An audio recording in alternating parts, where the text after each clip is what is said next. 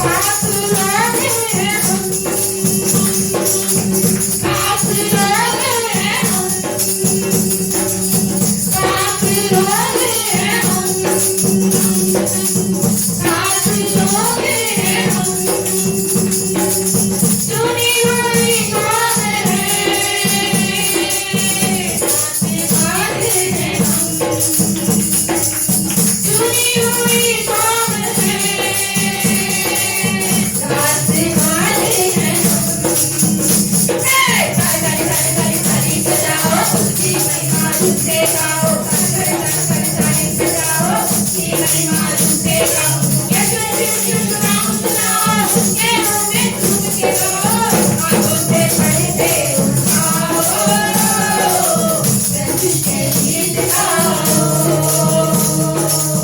आंखों से ताली बजाओ, प्रभु के गीत गाओ।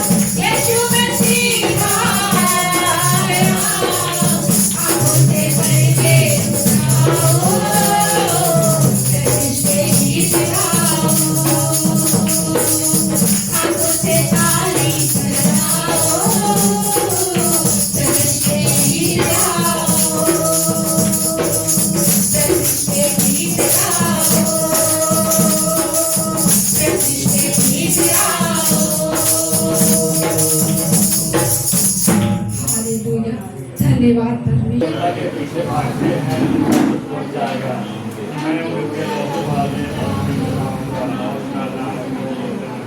यहोवा मेरा भाग है और मेरे कटोरे का हिस्सा है, मेरे भाग को स्थिर रखता है, मेरे लिए माफ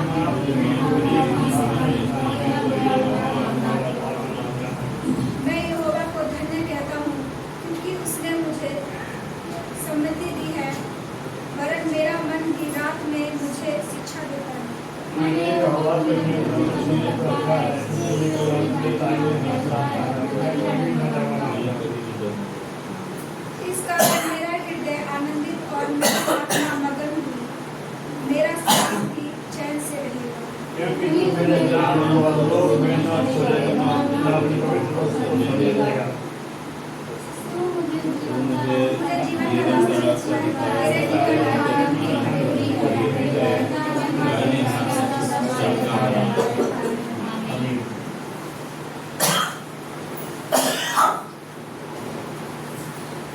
नीति वचन 27।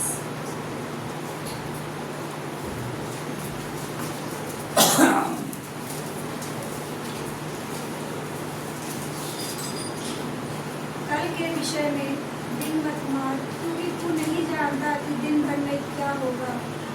तेरी प्रशंसा और लोग करे तो करे, परंतु तू आप ना करना। दूसरा तुझे सराहे तो सराहे, परंतु तू अपनी सराहना ना करना। पत्थर तो भारी है और बालू में बोझ है, परंतु मूढ़ का क्रोध उन दोनों से भारी है। क्रोध को पूर्ण और प्रकोप धारा के समान होती है, परंतु जब कोई जल उठता है तब कौन ठहर सकता है। खुली हुई डांट गुप्त प्रेम में उत्पन्न है, जो भाव गुप्त प्रेम से उत्तम है। जो भाव मित्र के हाथ से लगे वे विश्वास योग्य है, परंतु बैरी अधिक चुंबन करता है। संतुष्ट होने पर मधु का छत्ता भी फीका होता है, परंतु भूखे को सब कड़वी वस्तुएं भी मीठी जान पड़ती है। स्थान छोड़कर घूमने वाला मनुष्य उस चिड़िया के समान है, जो घोंसले छोड़कर उड़ती फिरती है। जैसे तेल और सुगंध से, वैसे ही मित्र के हृदय की मनोहर सम्मति से मन आनंदित होता है। जो तेरा और तेरे पिता का भी मित्र हो, उसे ना छोड़ना और अपनी विपत्ति के दिन अपने भाई के घर ना जाना। प्रेम करने वाला पड़ोसी दूर रहने वाले भाई से कहीं उत्तम है। हे मेरे पुत्र, बुद्धिमान होकर मेरा मन आनंदित कर, तब मैं अपने निंदा करने वाले को उत्तर दे सकूंगा। बुद्धिमान मनुष्य विपत्ति को आती देखकर छिप जाता है, परंतु भोले लोग आगे बढ़े चले जाते हैं और हानि उठाते हैं। जो पराये का उत्तरदायी हो उसका कपड़ा, और जो अनजान का उत्तरदायी हो उससे बंधक की वस्तु ले। जो भोर को उठकर अपने पड़ोसी को ऊंचे शब्द से आशीर्वाद देता है, उसके लिए यह शाप गिना जाता है। झड़ी के दिन पानी का लगातार टपकना और झगड़ालू पत्नी दोनों एक से है। जो उसको रोक रखे वह वायु को भी रोक रखेगा, और दाहिना हाथ से वह तेल पकड़ेगा। जैसे लोहा लोहे को चमका देता है, वैसे ही मनुष्य का मुख अपने मित्र की संगति से चमकदार हो जाता है। जो अंजीर के पेड़ की रक्षा करता है, वह उसका फल खाता है। इसी रीति से जो अपने स्वामी की सेवा करता, उसकी महिमा होती है। जैसे जल में मुख की परछाई मुख को प्रकट करती है, वैसे ही मनुष्य का मन मनुष्य को प्रकट करता है। जैसे अधोलोक और विनाशलोक, वैसे ही मनुष्य की आंखें भी तृप्त नहीं होती। जैसे चांदी के लिए कुठाली और सोने के लिए भट्ठी है, वैसे ही मनुष्य के लिए उसकी प्रशंसा है। चाहे तू मूर्ख को अनाज के बीच ओखली में डालकर मुसल से कूटे तो भी उसकी मूर्खता नहीं जाने की। अपनी भेड़ बकरियों की दशा भली भांति मन लगाकर जान ले और अपने सब पशुओं के झुंडों की देखभाल उचित रीति से कर, क्योंकि संपत्ति सदा नहीं ठहरती और क्या राजमुकुट पीढ़ी से पीढ़ी तक बना रहता है। जब कटी हुई घास उठा ली जाती है और नई घास दिखाई देती और पहाड़ों की हरियाली काट कर इकट्ठा की जाती है, तब भेड़ों के बच्चे तेरे वस्त्र के लिए होंगे और बकरों के द्वारा खेत का मूल्य दिया जाएगा और बकरियों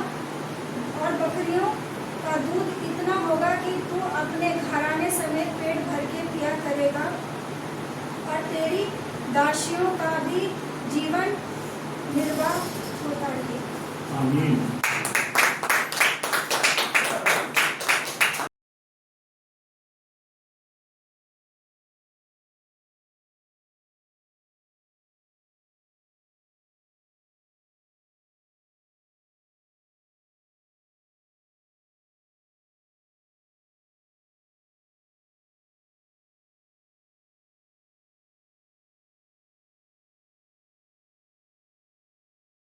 आज का जो वचन है वो है याकूब की पत्री से इसकी दूसरी अध्याय और 14 से 26 का वचन, पेज नंबर 319। जल्दी निकाल लेंगे। हे मेरे भाइयों, यदि कोई कहे कि मुझे विश्वास है पर वह कर्म ना करता हो तो इससे क्या लाभ? क्या ऐसा विश्वास कभी उसका उद्धार कर सकता है? यदि कोई भाई या बहन नंगे उघाड़े हो और उन्हें प्रतिदिन भोजन की घटी हो और तुम में से कोई उनसे कहे कुशल से जाओ, तुम गर्म रहो और तृप्त रहो, और जो वस्तुएं देह के लिए आवश्यक हैं वह उन्हें ना दे तो क्या लाभ? वैसे ही विश्वास भी यदि कर्म सहित ना हो तो अपने स्वभाव में मरा हुआ है। वरन कोई कह सकता है मुझे विश्वास है और मैं कर्म करता हूँ, तो अपना विश्वास मुझे कर्म बिना तो दिखा और मैं अपना विश्वास अपने कर्मों के द्वारा तुझे दिखाऊंगा। तुझे विश्वास है कि एक ही परमेश्वर है, तो अच्छा करता है। दुष्टात्मा में विश्वास रखते और थरथराते हैं। पर हे निकम्मे मनुष्य, क्या तू यह भी नहीं जानता कि कर्म बिना विश्वास व्यर्थ है? जब हमारे पिता अब्राहम ने अपने पुत्र इसहाक को वेदी पर चढ़ाया तो क्या वह कर्मों से धार्मिक ना ठहरा था? अतः तुमने देख लिया कि विश्वास ने उसके कामों के साथ मिलकर प्रभाव डाला है और कर्मों से विश्वास सिद्ध हुआ। और पवित्र शास्त्र का यह वचन पूरा हुआ, अब्राहम ने परमेश्वर का विश्वास किया और यह उसके लिए धर्म गिना गया और वह परमेश्वर का मित्र कहलाया। इस प्रकार तुमने देख लिया कि मनुष्य केवल विश्वास से ही नहीं वरन कर्मों से भी धर्मी ठहरता है। वैसे ही रहा वेश्या की, जब उसने दूतों को अपने घर में उतारा और दूसरे मार्ग से विदा किया तो क्या वह कर्मों से धार्मिक ना ठहरी? अतः जैसे देह आत्मा बिना मरी हुई है, वैसा ही विश्वास भी कर्म बिना मरा हुआ है। Hallelujah, hallelujah, hallelujah, hallelujah, hallelujah, hallelujah. यहाँ किसके विषय में है? विश्वास। दो चीजें हैं, विश्वास और कर्म।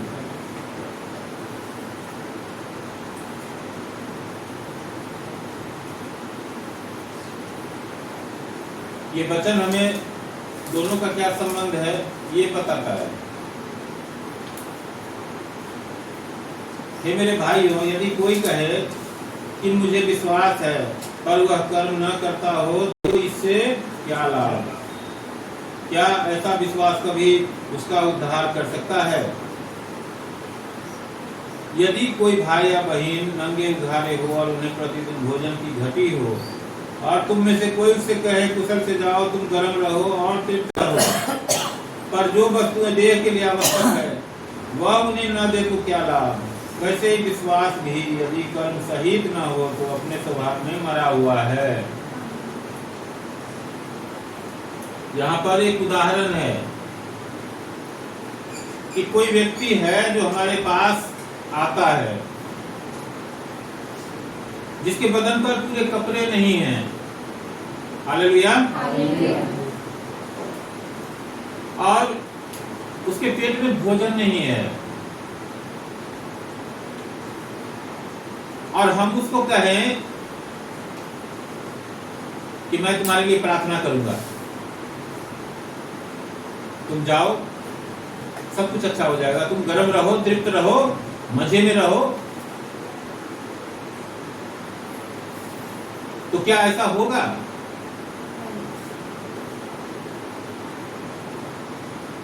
मैं हम सब से पूछता हूं,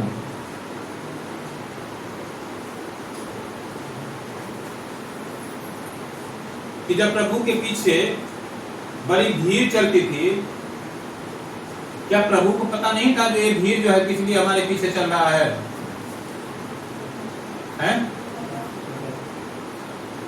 प्रभु जो मन के भेद को समझने वाले हैं, क्या वो नहीं जानते थे क्या? इस 4 किताबें हैं जिसमें प्रभु के जीवन का जिक्र है ना? उस 4 किताबों में कहीं भी आपने ये देखा है कि प्रभु के जो 12 चेले थे प्लस जो 70 चेले और थे, उन चेलों को कहीं पर प्रभु ने इस तरह से रोटी और मछली तोड़ करके खिलाई हो? जैसे उन हजारों लोगों को खिलाया था, क्या है कहीं जिक्र? एक जगह वो पुनरुत्थान की बात है, वो पहले नहीं है, सेवा के समय में नहीं है। हालेलुया। क्यों उन लोगों को 2 बार जिक्र है ना?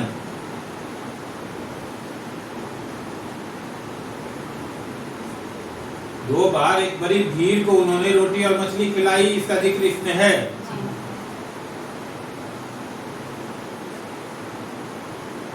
हम उनके नाम से प्रार्थना करते हैं, तो वो तो स्वयं थे, वो कहते जाओ जाओ कोई नहीं, हम प्रार्थना कर रहे हैं ना, तुम सबके घर में पहुंच जाएगा रोटी।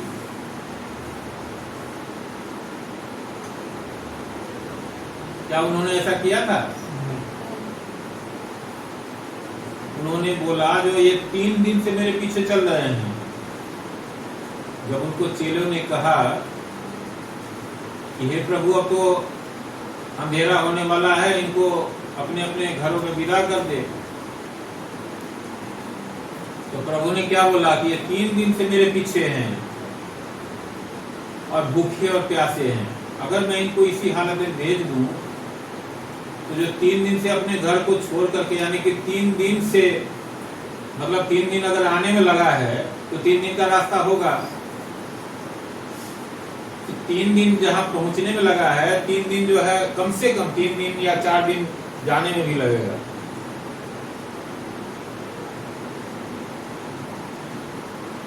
क्या पता रास्ते में कोई चक्कर खा के गिर जाए, है ना? तो उसको किस चीज की जरूरत है? भोजन की जरूरत है, इसलिए इसको रोटी और मछली खिलाया गया। ये जो है ना एक लाइन है खिंचा हुआ, ये हमारे लिए भी है कि अगर हमारे सामने कोई ऐसा मजबूर और विवश कोई परेशान आता है, तो हमसे भी जो कुछ भी बन सकता है, हम अपना पैर हाथ पीछे न खींचें और हम उसके प्रार्थना करने के लिए बैठ न जाएं।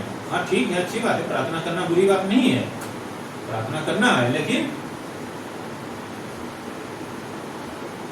अगर भूखा है तो उसको तत्काल रोटी की जरूरत है, तो हमारा फर्ज है कि हमारे घर में अगर 1 रोटी है तो आधा भी कम से कम उसको दें।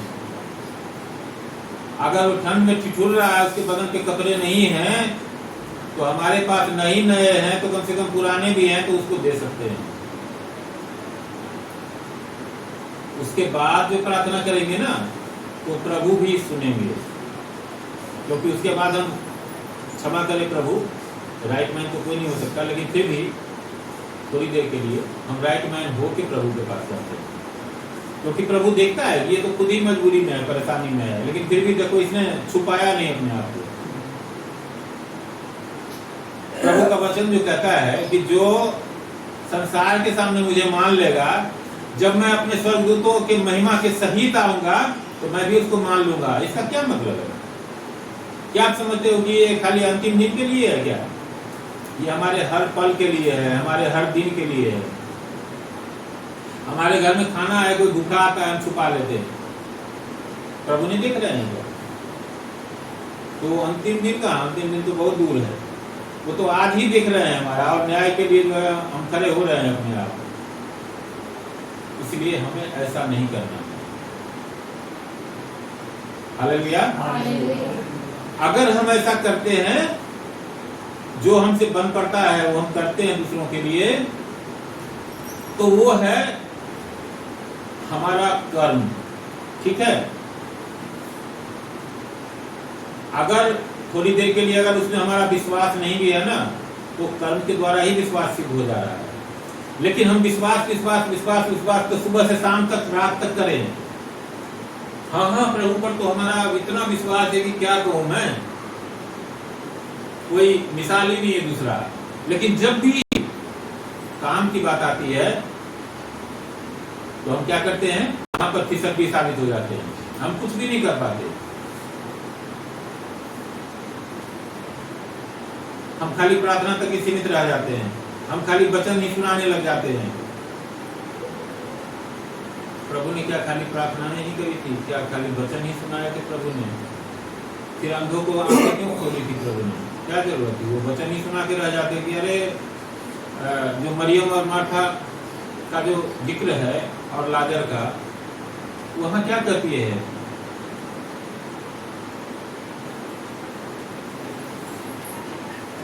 लाजर की जो बहन है उसको जब प्रभु कहते हैं कि अगर तू विश्वास करेगी तो प्रभु की महिमा को देखेगी, वो क्या कहती है कि हाँ है प्रभु, हमें विश्वास है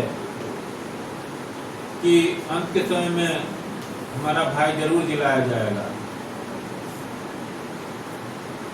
तो प्रभु बोलते हाँ ये बात तो सही है, मैंने तो बोल ही रखा है कि अंत के समय में क्या होगा, सब जिंदा किया जाएगा और सबसे हिसाब किताब लिया जाएगा। प्रभु ने ऐसा बोला था? ऐसा बोला था प्रभु ने? बोला था कि पुनरुत्थान और जीवन मैं ही हूं।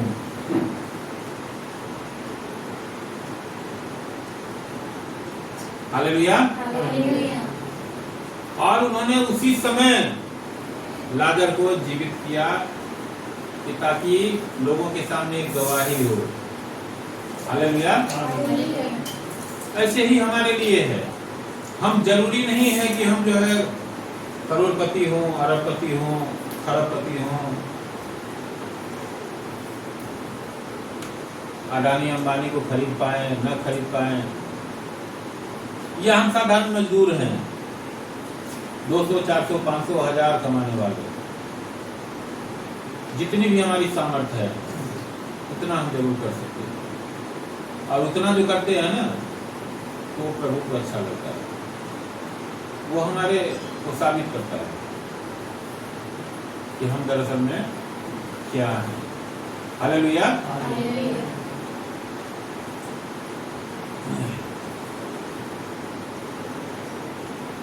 यहाँ पर क्या लिखा है कि वैसे ही विश्वास भी यदि कर्म सहित न हो तो अपने स्वभाव में मरा हुआ है। वरन कोई कह सकता है तुझे विश्वास है और मैं कर्म करता हूँ, तू अपना विश्वास मुझे बिना कर्म बिना तो दिखा, और मैं अपना विश्वास अपने कर्मों के द्वारा तुझे दिखाऊंगा। तुझे विश्वास है कि एक ही परमेश्वर है, तू अच्छा करता है, दुष्टात्मा भी विश्वास रखते और फिर चलाते हैं। हालेलुया। यहाँ पर क्या लिखा है?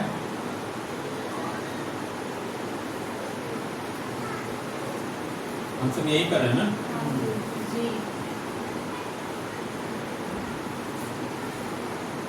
तुझे विश्वास है कि एक ही परमेश्वर है। बहुत से लोग जो है करोड़ों को मानते हैं, बहुत से लोग हैं जो बहुत से को मानते हैं, लेकिन बहुत से लोग ऐसे भी हैं जो एक ही परमेश्वर को मानते हैं।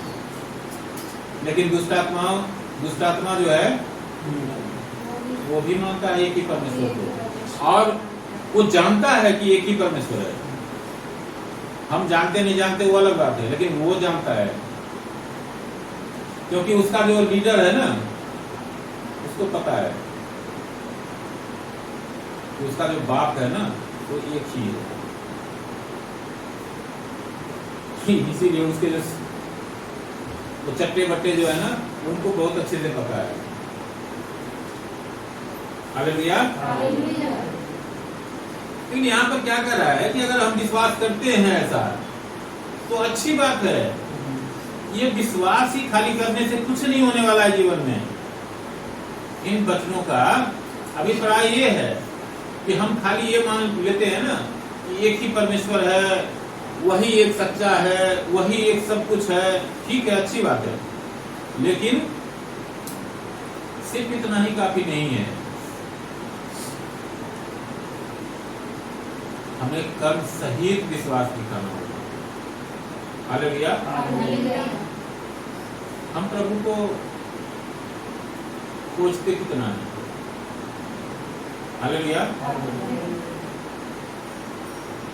ये चीज हमें कोई और बताए ये जरूरी नहीं है, ये हम खुद अपना न्याय खुद कर सकते हैं। इसको 24 घंटे हमारे पास होते हैं, 24 घंटे में हम वास्तव में प्रभु के लिए कितना देते हैं, ये अगर हम सोचेंगे ना तो हम समझ जाएंगे कि हम कहाँ पर खड़े हैं। और अगर हम ये जांचते नहीं है ना तो हम विश्वास करते करते करते करते रह जाएंगे, कुछ नहीं होगा, कोई बदलाव नहीं होगा। हमारे पास कुछ भी नहीं होगा प्रभु को कहने के लिए, कुछ भी नहीं होगा प्रभु को दिखाने के लिए कि देख प्रभु मैंने तेरे लिए ये किया, देख प्रभु मैंने तेरे लिए वो किया। कुछ भी नहीं, हम जब कुछ कर ही नहीं पा रहे हैं। हम प्रभु विश्वास तो हमें किया था, अच्छा विश्वास किया था ना, ठीक है, जा देख उधर बहुत बड़ी लाइन है, उसमें लग जाए। हालेलुया।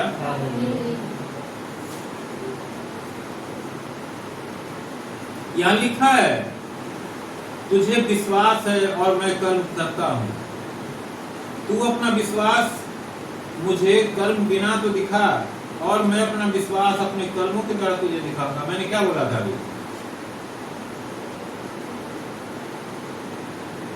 बहुत से लोग हैं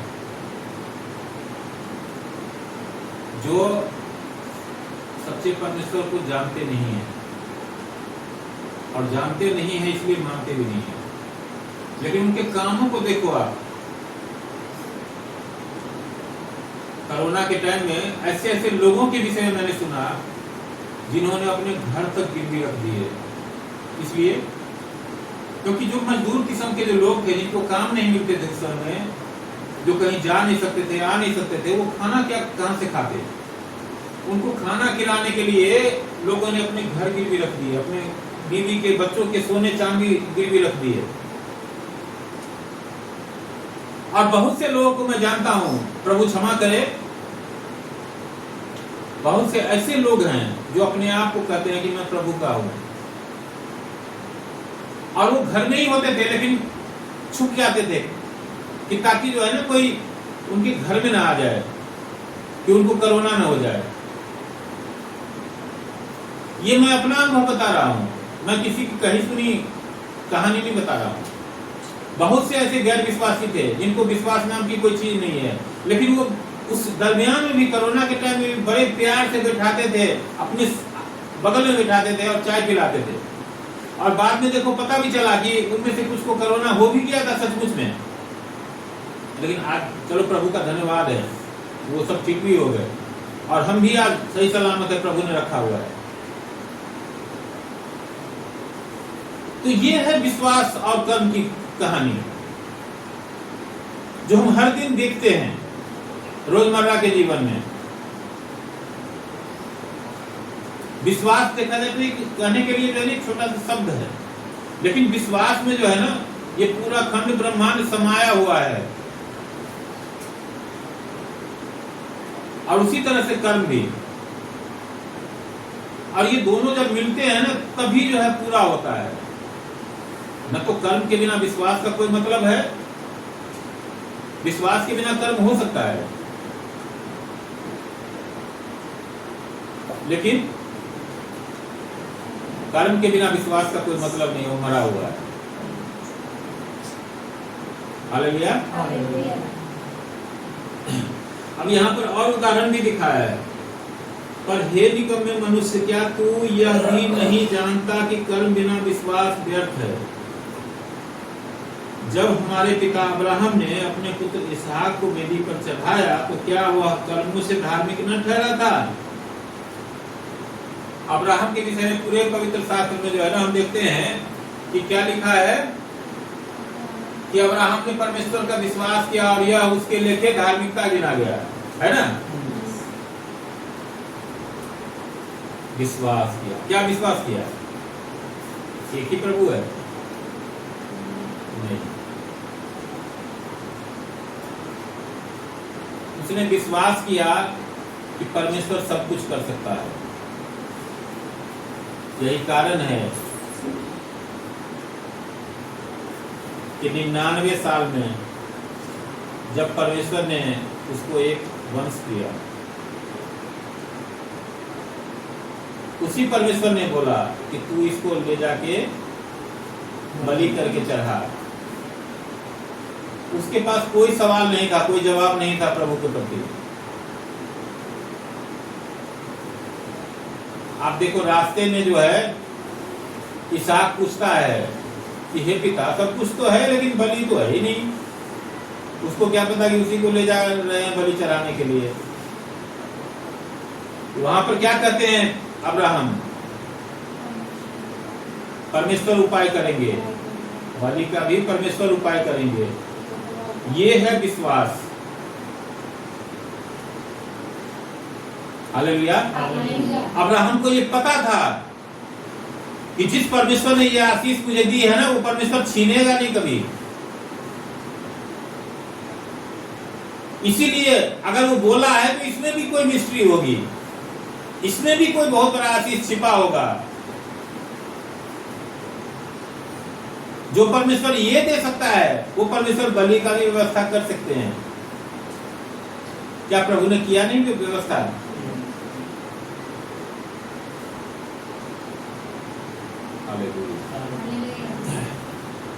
ये जो विश्वास किया उसने, ये उसके लिए धार्मिकता गिना गया।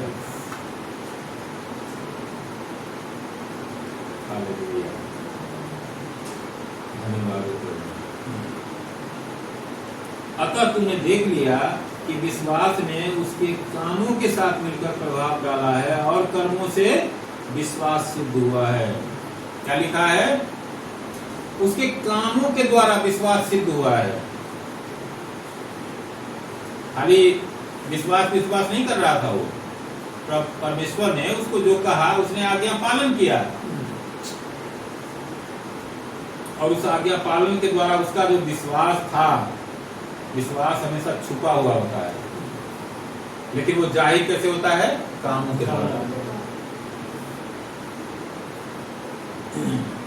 और पवित्र शास्त्र का यह वचन पूरा हुआ, अब्राहम ने परमेश्वर का विश्वास किया हुआ, यह उसके लिए धर्म गिना गया और वह परमेश्वर का मित्र कहलाया। कितनी बड़ी बात है! क्या कहलाया? परमेश्वर का मित्र कहलाया। यहाँ लोग दास कहलाने के लिए जो है जिंदगी बीत जाती है, और वो क्या कहलाया? मित्र कहलाया। जहां भी लिखा है कि वो परमेश्वर का मित्र कहलाया। इस प्रकार तुमने देख लिया कि मनुष्य केवल विश्वास से ही नहीं वरन कर्मों से भी धर्मी ठहरता है। वैसे ही राहाब वेश्या भी, जब उसने दूतों को अपने घर में उतारा और दूसरे मार्ग से विदा किया, तो क्या कर्मों से धार्मिक न ठहरी? अतः जैसे देह बिना आत्मा मरी हुई है, वैसे ही विश्वास भी कर्म बिना मरा हुआ है। यहाँ पर एक और उदाहरण है, इसका रहा वेश्या का।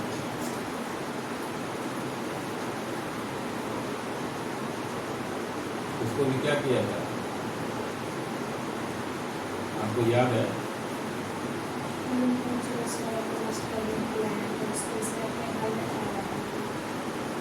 उस नगर का भेद लेने के लिए गए थे कि ताकि उसको देख ले कि उसके अंदर जो है ना कितने सैनिक हैं, कितनी चीजें हैं।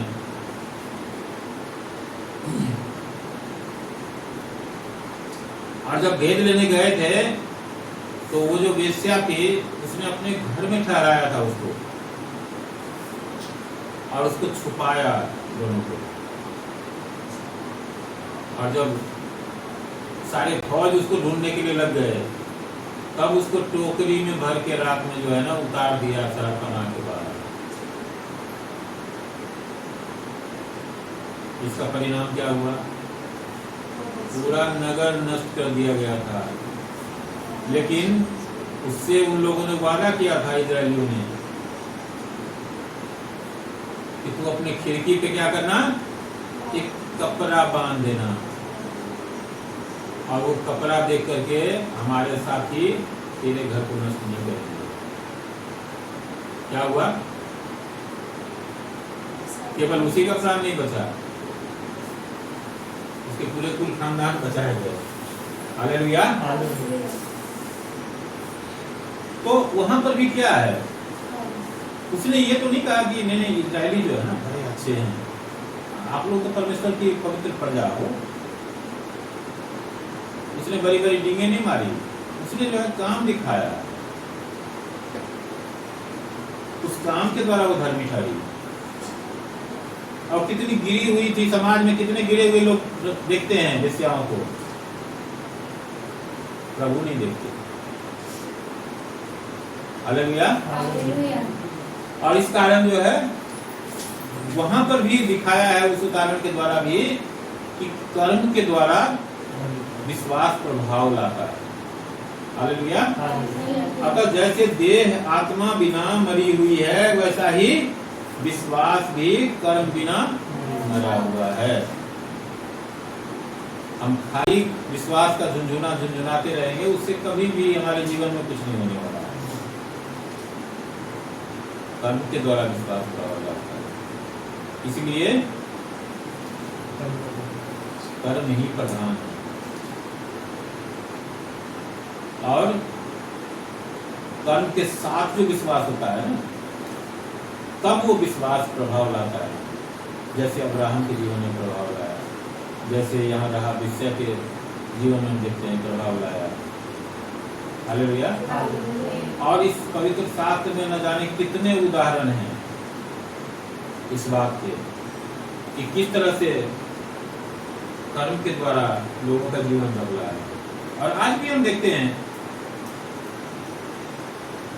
अच्छे कर्म हमारे जीवन, हमारे परिवार, हमारे कुल खानदान सबको बदल देता है, और बुरे कर्म जो है हमें भी और हमारे कुल खानदान परिवार सबको लेके डूब जाता है। तो वहां पर भी क्या है, विश्वास वहां भी है, लेकिन उसका जो विश्वास है वो गलत चीजों पर विश्वास है, इसीलिए वो गलत काम करते हैं और इसीलिए वो गलत काम उनके गलत विश्वास को लेकर के डूब जाते हैं। और यहाँ जो सचमुच में जो विश्वास है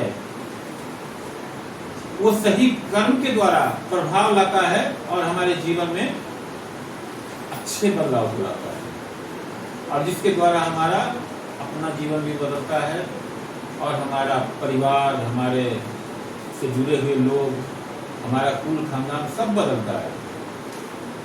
ये है विश्वास और कर्म का संयोग। अगर अच्छा संयोग होगा तो अच्छा परिणाम आएगा, अगर अच्छा संयोग नहीं होगा तो अच्छा परिणाम नहीं दे सकते। हालेलुया। मैं परमेश्वर का धन्यवाद करता हूँ आज के सुंदर वचन के लिए।